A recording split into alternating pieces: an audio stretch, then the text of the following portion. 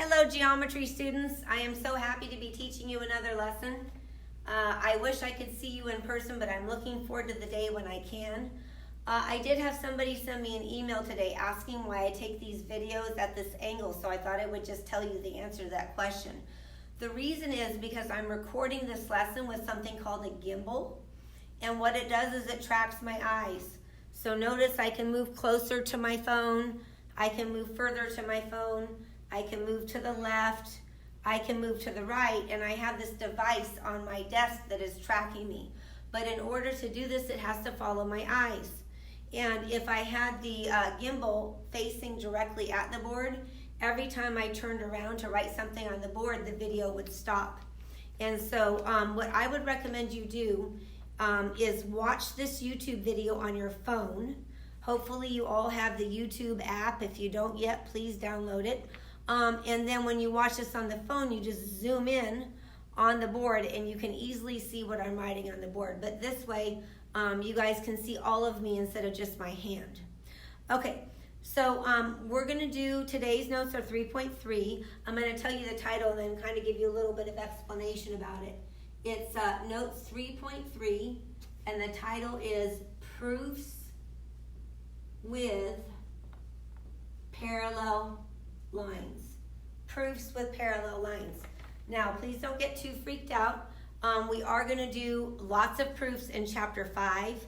We're not going to do any proofs before then, but we do need to know a little bit about components used in proofs to understand this lesson. So we're going to have just a little mini introduction to proofs. The word that we're going to talk about today is the word converse. This whole lesson is about converses, so I kind of need to explain that part of proofs to you so you understand the lesson. So what I'd like to do, in order to make this make more sense, is talk about what a conditional statement means. Now, it sounds fancy, but a conditional statement is simply a statement that has an if and a then. So I'm going to give you a conditional statement that you already know, and we'll work with that one to begin with. So if, and please write this down, if a triangle has a 90-degree angle, then what do you think is true? If a triangle has a 90-degree angle, then what? Then it is a right triangle. Now, this is something you already know, but it's a perfect example of what's called a conditional statement because it has an if and a then. So right next to it, I'm going to write the words conditional statement so that you know that. Now, this is a true statement. I'm going to show you what the converse means. The converse of any conditional statement simply means to switch the order of the phrases in the statement. So let me tell you what the two phrases in the statement are. We have the phrase that comes after the words if. This is what we call our hypothesis. So I'm going to label that on the board here. It would be great if you could do it in your notes too. The nickname for this phrase or hypothesis is the letter P. The words that come after the word then are our conclusion, and the nickname for these words is the letter Q. So I'll put a Q there. So our conditional statement is if P then Q. The converse is simply switching the P and the Q. So we still have the if and the then, but we switch the order of our hypothesis and conclusion. So I'm going to start this sentence and see if you can finish. Again, I'm trying to write the converse to this conditional statement. So I'm going to say, if we have a right triangle, then what would be true if we have a right triangle?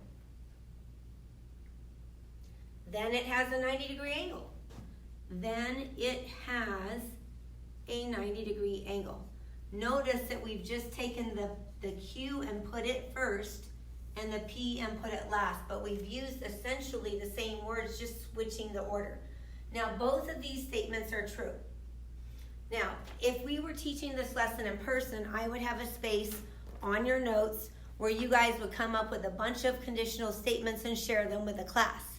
So you might say something like, if it is Friday, then I will go out for pizza. Or if it is raining, then I will carry my umbrella. And after you did that, I would say, okay, what would the converses be of those conditional statements? So you might say, if I'm eating pizza, then it's Friday. Now, I don't know about you, but I do love pizza. Not all pizzas, I'm pretty picky. It has to be fresh made dough, hand tossed, and ideally wood fired, okay? But if I find a place like that, then the sky's the limit. You know, I could probably have pizza 3 times a week. So yeah, I might go out for pizza every Friday night. But if my original conditional statement was, if it is Friday, then I would go out for pizza, what do you think the converse to that would be? Flipping the order. Think for a minute. You don't have to write it down, just think for a minute. The converse would be, if I'm eating pizza, then it's Friday. Notice it might be true that I go out for pizza every Friday, but is it necessarily true that just because I'm eating pizza, it's Friday? No. I might be eating pizza for breakfast Saturday morning because I like cold pizza. So just because a conditional statement is true does not necessarily mean that the converse is true. Now, that being said, the good news is that the converses of all the statements we learned last week are true. And that's essentially what all of lesson 3.3 is trying to say is, hey, all the theorems you learned about last lesson, the converses are true. So let's go ahead and practice with one of the conditional statements that we learned last week, because last week we were looking at 2 parallel lines crossed by a transversal. So one of them was if, and please write this down, 2 parallel lines are crossed by a transversal, then each pair of alternate exterior angles is congruent. So that was the conditional statement that we learned last week. I'm going to write conditional statement next to it.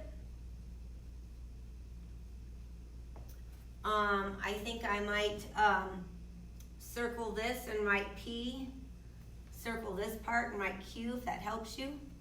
Underneath conditional statement, let's write the word converse, and let's put down the if and the then. Now, I'd like you to look at your notes, pause the video if you need to, and ask yourself, what would the converse of that conditional statement be? Some of you are going, wait a minute, I already know this statement. Yes, you do. That's what we learned last week. The converse is what we're learning this week. So take a moment and see if you can figure out the converse to last week's lesson.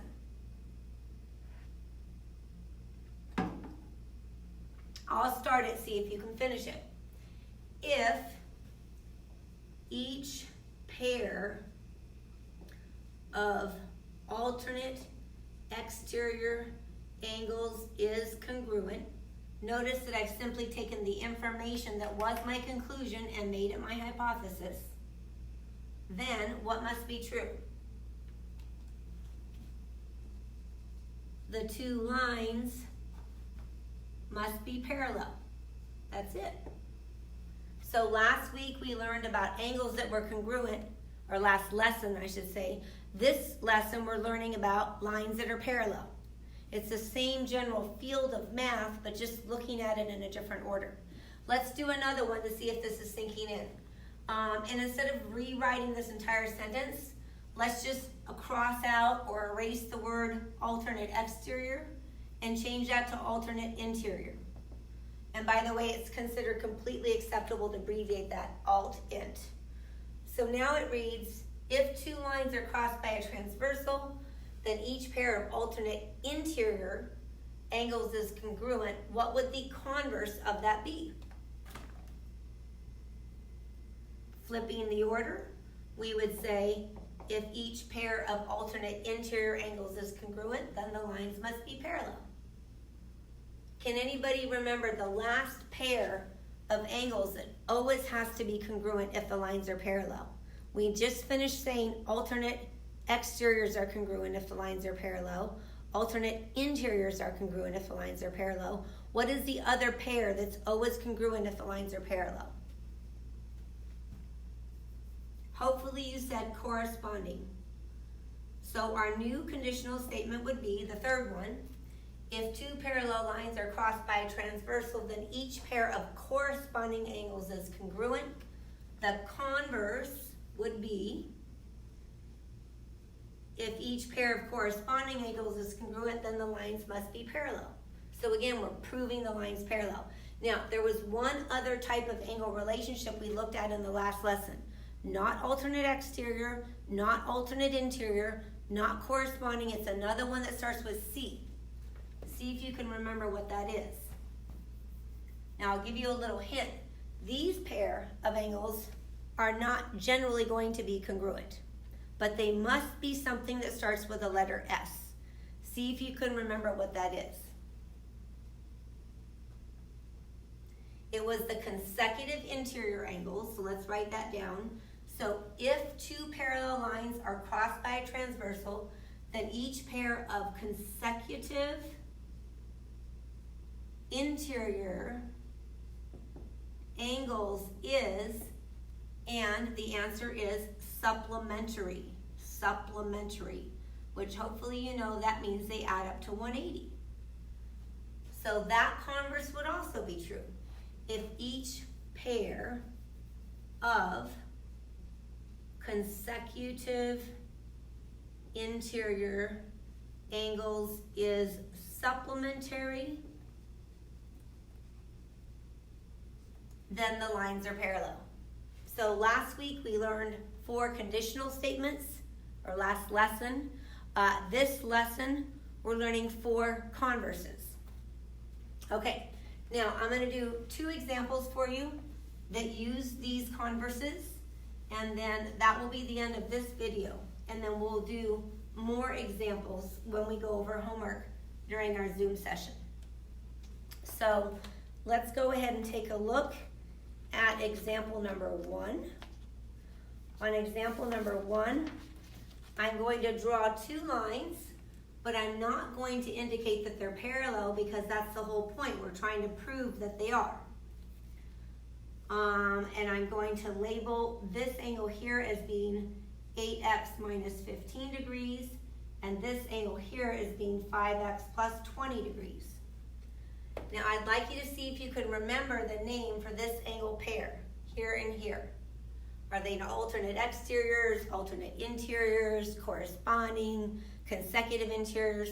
What is the name for this pair here? Because we're going to need that in a minute.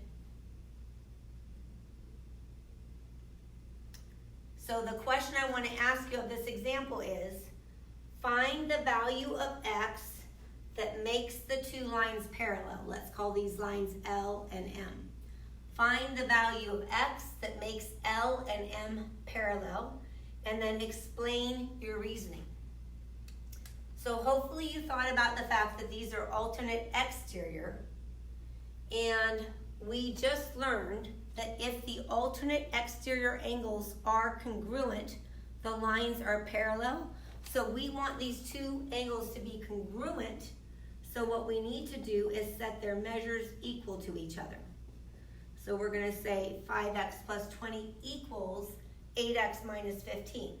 Now we're going to subtract 5x from each side, and we'll have 20 equals 3x minus 15. Then with opposite operations, we will add 15. This one, by the way, does not have a pretty answer. We divide by 3, and we get that x equals 11.67.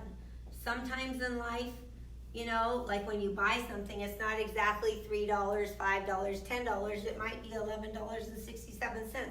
Sometimes in life we do have decimals. This one has a decimal answer.